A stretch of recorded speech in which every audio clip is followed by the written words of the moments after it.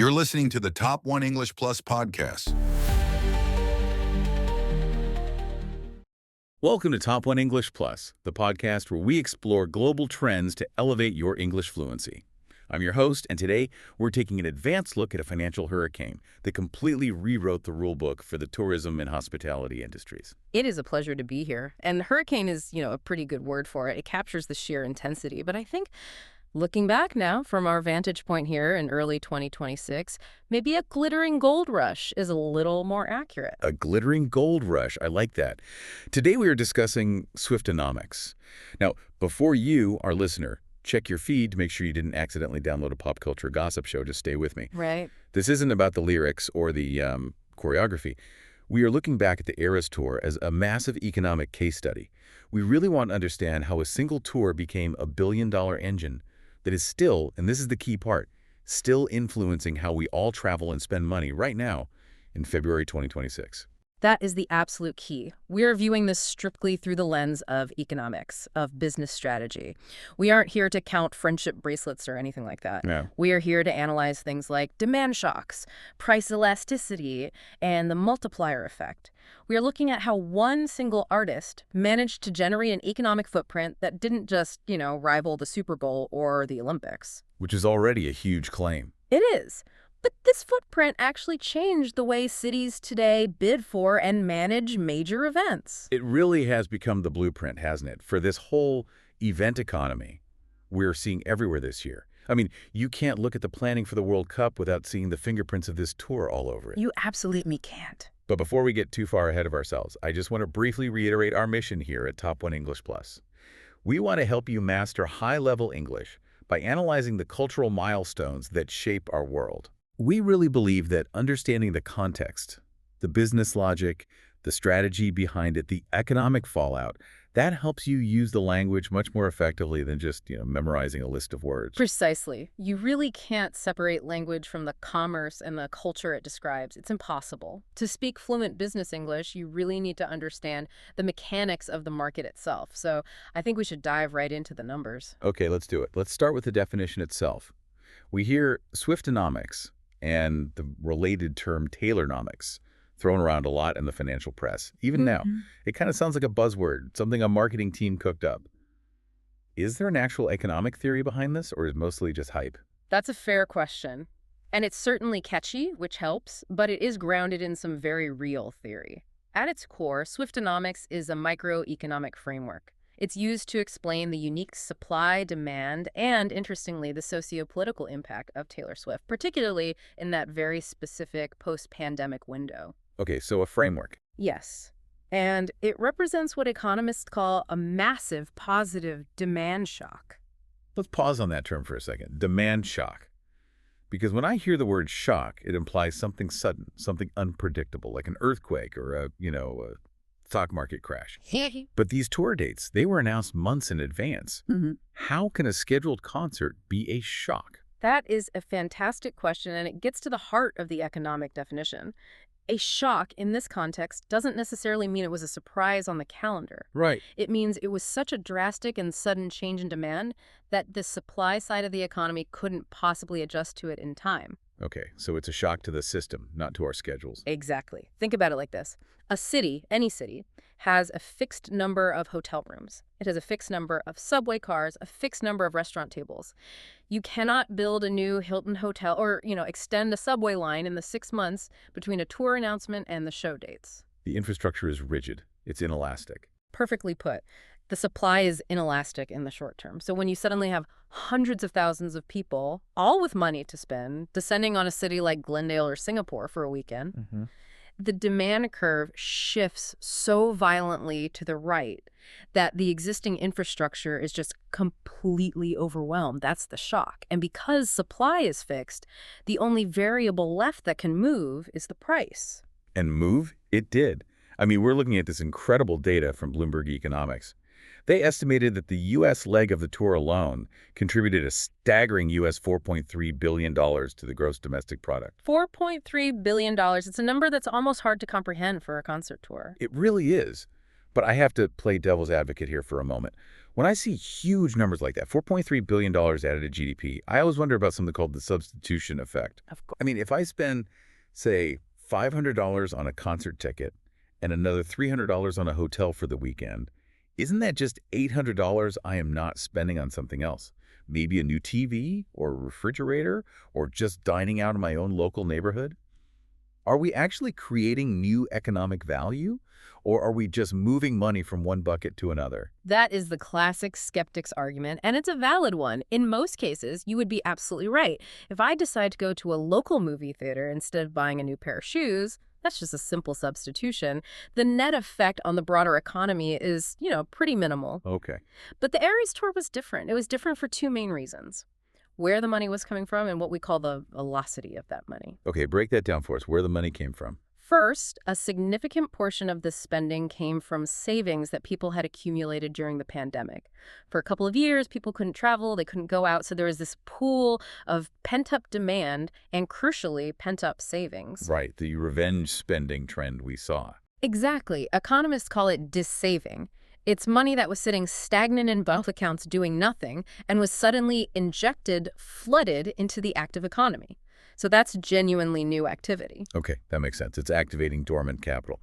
What's the second reason? The second is tourism. A huge percentage of the attendees for any given show traveled from outside that city's local economy. Many even traveled internationally. When a fan flies from, say, Tokyo to Las Vegas for a concert, that is effectively Las Vegas exporting a service. It brings foreign capital, new money, into the local U.S. economy that simply would not have been there otherwise. I see. So it's not just shuffling dollars around inside a single city. It's a genuine injection of capital from the outside. Correct. And that is where you get this incredible follow-on effect, the multiplier effect. Right, the multiplier effect. Oh, This is wow. one of those concepts that sounds really complex and academic, but the idea behind it is actually quite intuitive. It is. It really is. The basic idea is that an initial injection of spending, like that ticket or that hotel room, doesn't just stop there. It circulates. It ripples outwards. It ripples. The hotel worker who gets paid overtime because the hotel is completely full, she then takes that extra money and maybe buys a new suit for a family wedding. Yeah. The tailor who sold her the suit then uses that revenue to buy lunch at a local cafe. The cafe owner then uses that income to pay his supplier, and so on and so on. That initial dollar gets spent multiple times. So that's what the financial analysts were talking about when they coined that term, the T-Swift lift. That's it exactly. It wasn't just the stadium and the promoter making money. It was this ripple effect, this lift that spread through the entire local ecosystem. The restaurants, the retailers, the rideshare drivers, everyone. A stimulus package in sequined boots, as some people called it. A very apt description. But usually, a government stimulus package is designed to help a broad swath of the economy. Did this lift actually help the average small business, or was it mostly just the big hotel chains and restaurant groups that benefited? The data suggests it was surprisingly broad, and this is where it gets really fascinating. The Wall Street Journal did a piece highlighting something they called the women's multiplier effect. The women's multiplier effect. Okay, that sounds like a very specific demographic distinction. What does that mean? It is. Historically, if you look at large economic events like the Super Bowl or a major boxing match, they're often marketed towards a predominantly male-skewing demographic. Right. And the spending patterns reflect that. The money flows towards specific sectors: gambling, high-end steakhouses, sports memorabilia, bars. The Eras tour, however, demonstrated the sheer and I think previously underestimated economic power of women's entertainment. So the money went to different places. Completely different places. The spending wasn't just on the ticket, it was on outfits, on local craft stores for bead-making supplies to make bracelets. The bracelets, right. It was on group brunches, on salon services like hair and nails before the show. It activated sectors of the local economy, often smaller, women-owned businesses, that an event like the Super Bowl usually ignores entirely. That is a fascinating distinction. So it activated the lifestyle economy rather than just the vice or sports economy. That's a perfect way to phrase it. Now, speaking of the Super Bowl, we always hold that up as the gold standard for a single-day event. If your city hosts the Super Bowl, that's the absolute peak. How did the Eras Tour actually compare head-to-head? The comparison is frankly staggering. The Las Vegas Convention and Visitors Authority, and these are people who know how to count money, noted that visitor spending during the Eras Tour weekends in their city nearly matched what they see during a Super Bowl weekend. Nearly matched it for concert. Nearly matched it. But here's the kicker. The Super Bowl happens once a year. Precisely.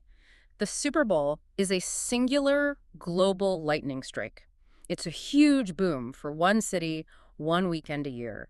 The Eras Tour was like a rolling Super Bowl that hit city after city, weekend after weekend for over a year. It turned a regular weekend in Pittsburgh or Cincinnati or Kansas City into a global economic event. And this phenomenon wasn't contained to the U.S. I really want to talk about the international leg of the tour because that's where the politics of Swiftonomics got really, really interesting. In Southeast Asia, for example, we saw some actual diplomatic tension bubbling up over this. We absolutely did. That's when economists started seriously using the term Swiftflation in places like Singapore and Australia. Swiftflation, okay, that's a serious term. That implies she actually had a measurable impact on a country's inflation rate. It does. In some regions, for the month the tour was there, the spike in hotel and airline prices was so severe that it actually registered as a blip on their National Consumer Price Index, their CPI reports. That's incredible. But specifically in Singapore, it became a matter of national government strategy. The estimates are that Singapore gained somewhere between $350 million and $400 million in direct tourism revenue from her 6 shows there. 350 to 400 million. So how did they manage to capture so much of that value compared to all of their neighbors in the region? It was a very calculated, very strategic move. The Singaporean government, specifically their tourism board, offered a significant grant, essentially a subsidy to the tour promoters. Okay. But it came with a condition, a very important one. The grant was in exchange for exclusivity in the region. They made a deal ensuring that she would only play in Singapore for the entire Southeast Asian leg of the tour. Wow.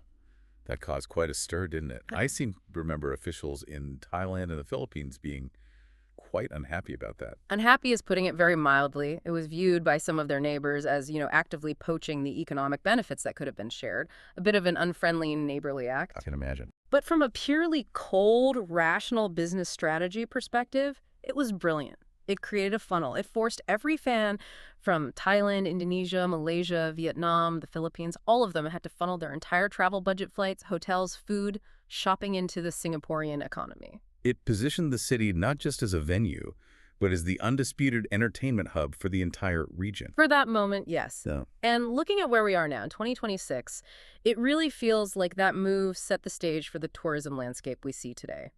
Singapore solidified its reputation as a major player willing to invest in culture. it validated this whole concept of event tourism as a core pillar of national economic policy, didn't it? Absolutely. It was a proof of concept. Governments across the world took notice. They realized that investing in pop culture isn't frivolous. It can be a high-yield investment strategy. You spend a few $1,000,000 on a grant, you get $400 million in tourism receipts in return. The ROI, the return on investment, is just undeniable. Okay, let's drill down even deeper into the specific industry that arguably benefited the most from all this. Hospitality. We have this fascinating academic study, When Taylor Swift Hits Town, that really breaks down the direct impact on hotels. But I want to go beyond just the headline numbers. This study is a real goldmine for anyone trying to understand market dynamics. It's not just about, hotels made more money. It looks at the specific key performance indicators, or KPIs. Right. The researchers found that revenue per available room, or RevPR, which is the key metric, increased by nearly 45% on average during concert dates compared to normal weekends. 45%. That is a massive, massive margin. But let's explain RevPR for our listeners. Why is that the specific metric that matters so much rather than just looking at total revenue? RevPR is the holy grail for hotel management because it perfectly balances 2 crucial things. 1, occupancy, so how full is your hotel? And 2, rate, how much are you charging per room? You see, if you sell out every single room, but you only charge $10 a night, your total revenue is going to be low. On the other hand, if you charge $1,000 a night, but you only sell one single room, your revenue is also low. RevPO tells you how efficiently you are maximizing the revenue from your entire inventory of rooms. Got it. So to get a 45% jump in RevPR, hotels must have been pushing both levers at the same time, higher occupancy and higher prices. That's exactly right. The study found that the average daily rate, the ADR, rose by approximately 27%, so prices went way up. Mm-hmm. And overall occupancy still increased by an average of 14%. But here's where the study gets really interesting for our advanced learners. It dives into the concept of the natural occupancy rate. Okay, let's unpack this, the natural occupancy rate. I'm guessing that's kind of like a hotel's resting heart rate, the level it operates at on a normal day. That is a perfect analogy. Absolutely perfect. Every hotel and every hotel market has an equilibrium point. A budget motel on the side of a highway might need to be 80% or 90% full every single night just to keep the lights on and break even. They operate on very thin margins and very high volume. Right. But a luxury hotel, a Four Seasons, a Ritz-Carlton in the city center, has a much lower natural occupancy rate. They are built to be profitable even if they're only, say, 60% full on a given Tuesday. Their entire model is based on exclusivity, high service levels, which means high overhead, but also very high room rates. So they have more empty rooms on an average night. Exactly. They have more slack in the system. So when this demand shock from the tour hit, who ended up winning more? The budget hotels that were already almost full or the luxury hotels with more room to spare? The luxury hotels benefited disproportionately, massively so. But why? That seems counterintuitive. Wouldn't the budget-conscious travelers just fill up all the cheap motels first? They did, and the motels did very well. But the luxury hotels had two key advantages. First, as you said, they had more slack. Because their natural occupancy is lower, they simply had more empty rooms available to sell when the massive surge in demand hit. They could absorb more of that demand shock. Okay, that makes sense. Capacity. The second and more sophisticated reason is that they have incredibly advanced yield management systems. Yield management. That sounds like something you do on a farm, but we're talking about glass skyscrapers. It does, doesn't it? But yield management is the algorithmic pricing strategy that's been perfected by airlines and hotels. It's dynamic pricing on steroids. So it's a computer program. It is. It's an algorithm that is constantly monitoring data. When that computer sees search traffic for hotels in Philadelphia on a specific weekend in May suddenly spike by 10,000%, it automatically starts raising the room rates in real time. A room that was $400 yesterday is $600 today, $900 tomorrow. But surely there's a limit to that. If the computer raises the price to, I don't know, $2,000 a night, won't people just say no thanks and give up? In a normal market, absolutely yes. And that concept is called price elasticity. Normally, demand is elastic. If the price goes up, demand goes down. It's a basic law of economics. But for the Eras Tour, the demand was incredibly, unusually inelastic. Inelastic, meaning the customer's essentially stuck. It means the customer is psychologically committed. Think about the concept of sunk cost. If you're a fan who has already battled through a ticketing queue to spend $500 on a concert ticket, and you've already taken days off work and you've bought a non-refundable plane ticket, the hotel room is the final essential piece of the puzzle. You are not going to cancel your entire trip and lose all that money just because the hotel room is $200 more than you expected to pay. So you just sigh and you pay it. You pay it. The hotel room becomes a non-negotiable tax on the overall experience. Wow. And the revenue managers at these big hotel chains, they know this. They know this intimately. In many cases, they would probably even override the computer algorithms. A savvy manager in Tokyo or London sees the tour dates are announced, and they will manually set a much higher price floor for those dates, knowing that the fans have almost no choice but to pay it. It sounds a little bit predatory when you put it that way, but I suppose that's just supply and demand in its purest form. It is the brutal efficiency of the market at work. And the study was clear to highlight that this degree of pricing power was unique to Swift during that period. They compared her impact directly to other megastars who were touring around the same time: Beyoncé, Bruce Springsteen, Ed Sheeran. And let's be clear, those are not small acts. Bruce Springsteen can fill any stadium in the world. Beyoncé's tour was a massive cultural event in its own right. Absolutely. And they did boost demand significantly.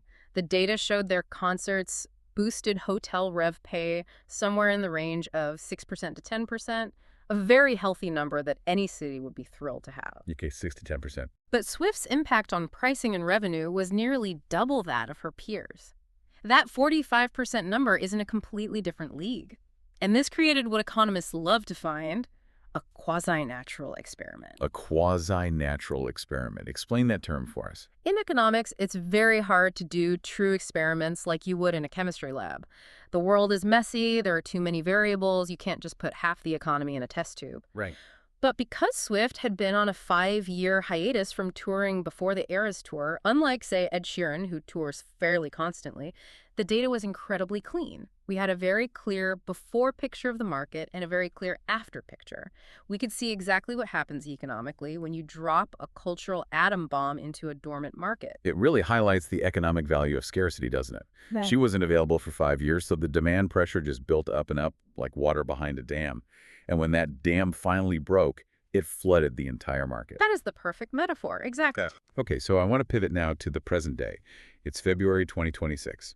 We're looking at the current travel landscape. And it really seems like the seeds that were planted by that tour have now fully bloomed into this trend that the HBX Group's 2026 Travel Trends Report is calling maximalism. Yes, maximalism. It's really the defining buzzword of the 2026 travel season. And it's such a complete reversal from where we were just a couple of years ago. If you recall, back in 2024, maybe early 2025, the big trends were things like quiet luxury, wellness travel, and the digital detox. Oh, I remember that. Everyone wanted to go to a silent retreat in the woods, turn off their phone for a week, and drink kale smoothies. Exactly. We were all, I think, collectively recovering from the overstimulation of the post-pandemic world. But the pendulum has swung back, and it has swung back hard.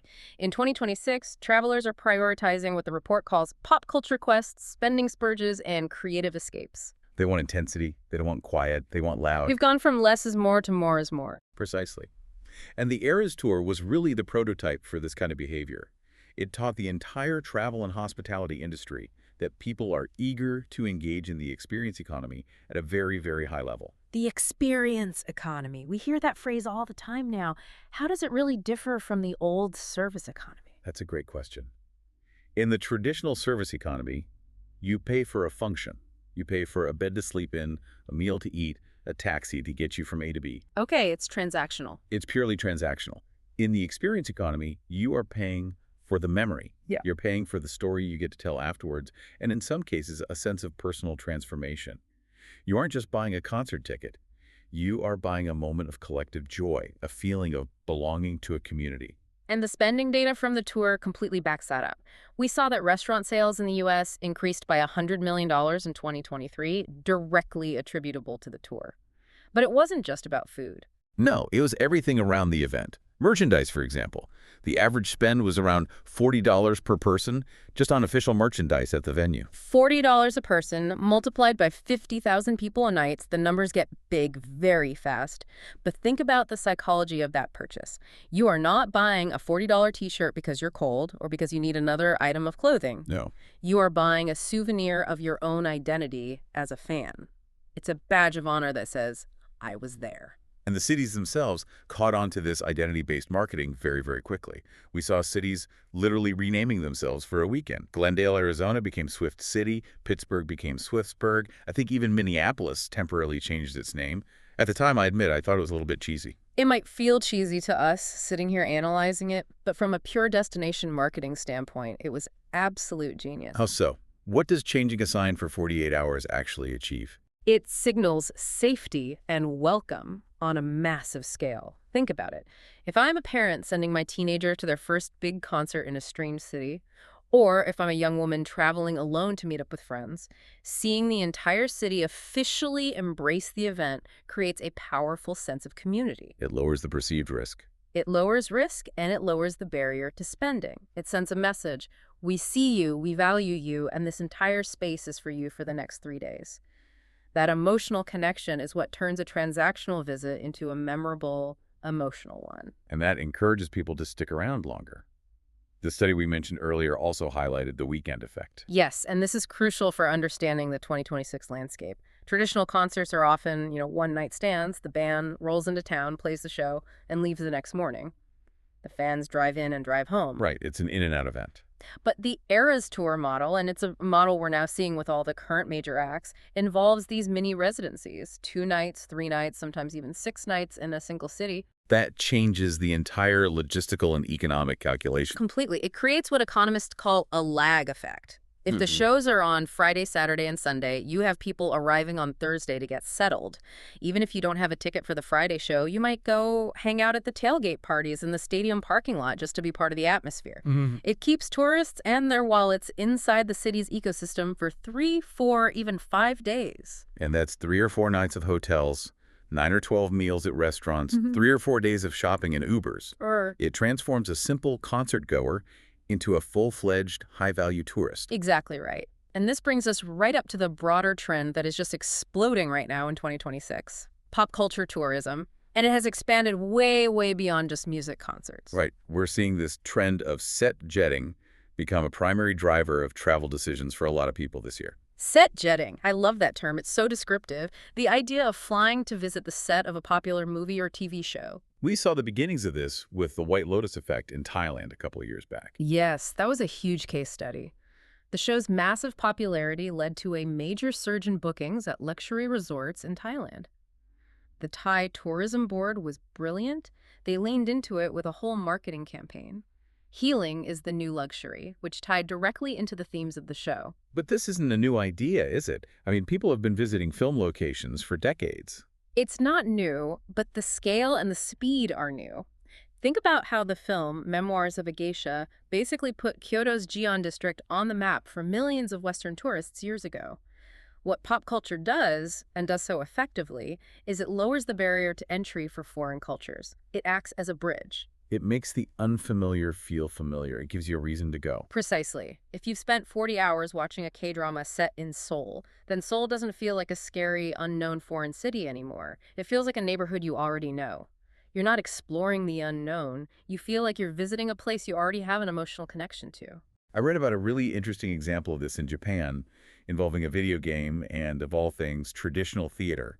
That seems like a very strange crossover. You must be thinking of Touken Ranbu. It's a wildly popular online game in Japan where legendary historical Japanese swords are personified as handsome, anime-style warriors. Okay, that sounds like a very specific niche. It is. But here's the economic ticker. The popularity of this game single-handedly revitalized interest in traditional kabuki theater among young people. The producers created a kabuki stage adaptation of the video game. A kabuki play based on a video game. Exactly. And suddenly you had tens of thousands of young tourist people who would never in a million years dream of sitting through a 3-hour traditional play flocking to the historic kabuki theaters. They were engaging with a centuries-old art form, but only because it was wrapped in a modern pop culture package they already loved. That is the power of cultural bridging in action. It's incredible. So looking at the wider landscape now in 2026, what is the overall outlook for this trend? The outlook is incredibly robust. UN Tourism is projecting another 3–4% growth in international tourism arrivals for 2026, building on the strong recovery we've seen.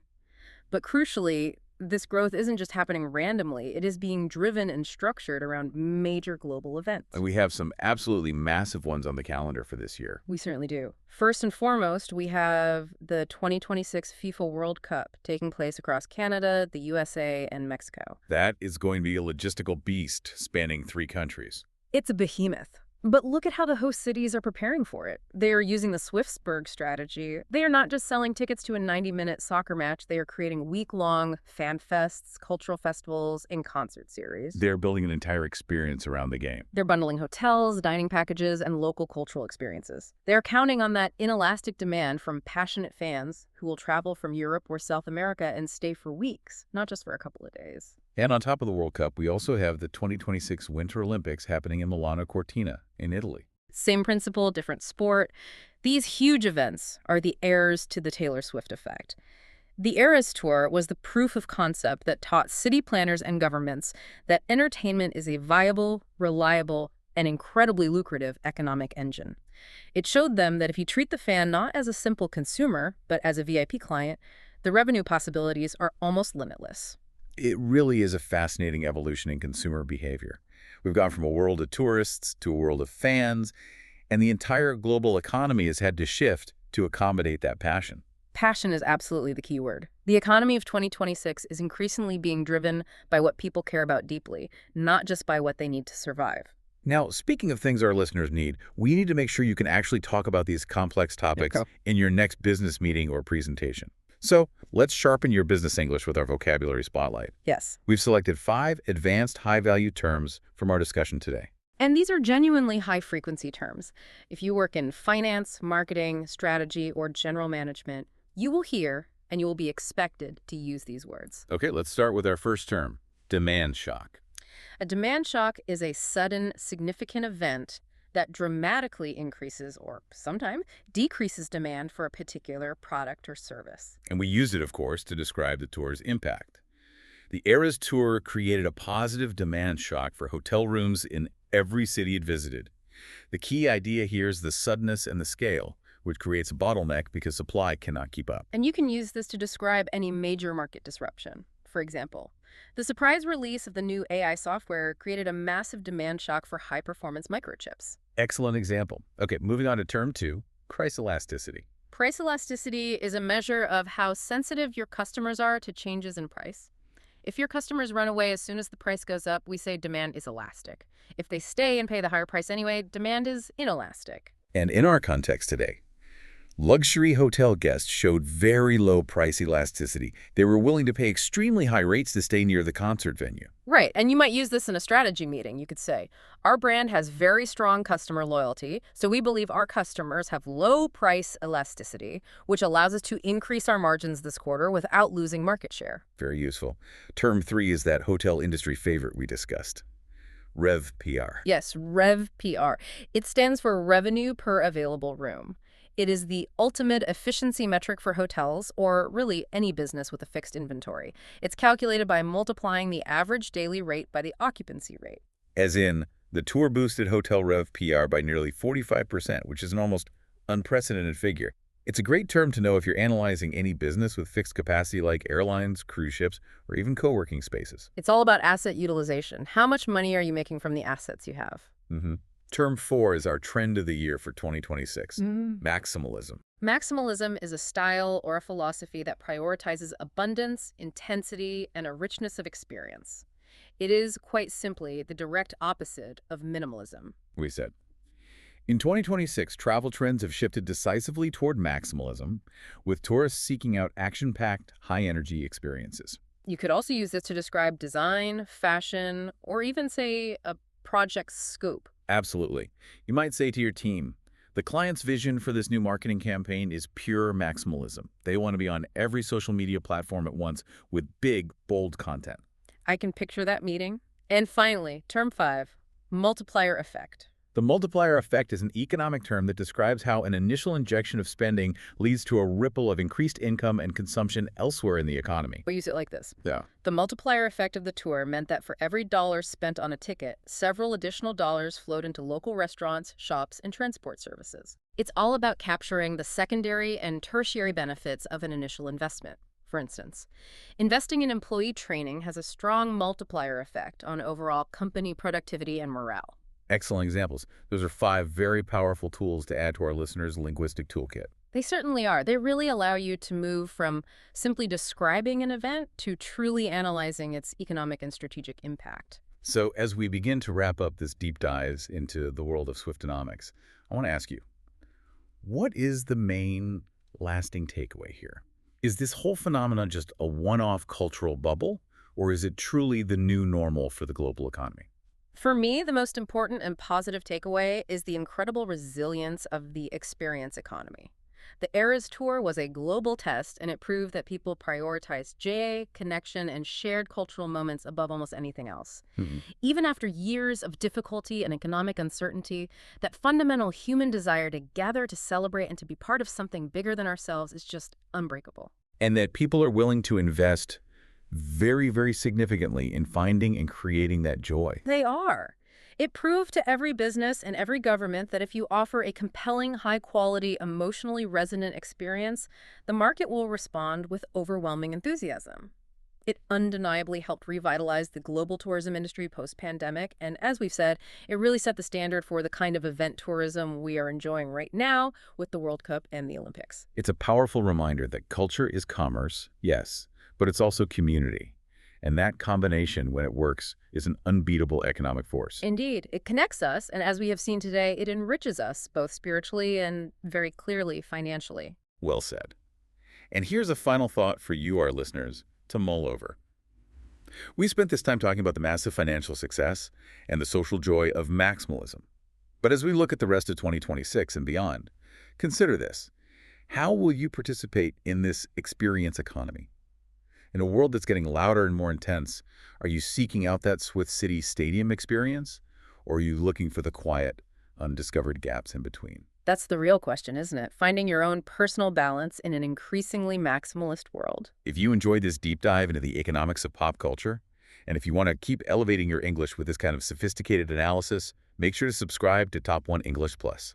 We are here to help you navigate the complex vocabulary and ideas of the modern world. Keep analyzing, keep questioning, and above all, keep learning. Keep learning, keep exploring, and we'll see you in the next episode.